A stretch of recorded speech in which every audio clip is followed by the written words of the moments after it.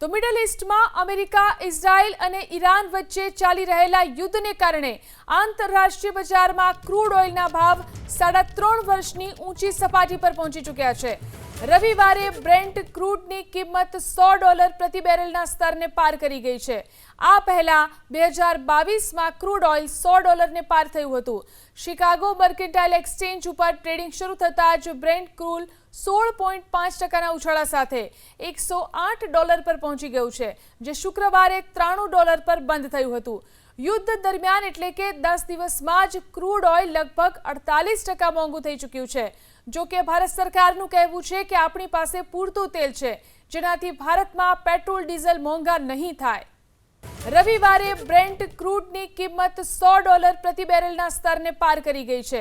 આ પહેલા 2022માં crude oil $100ને પાર થયું હતું।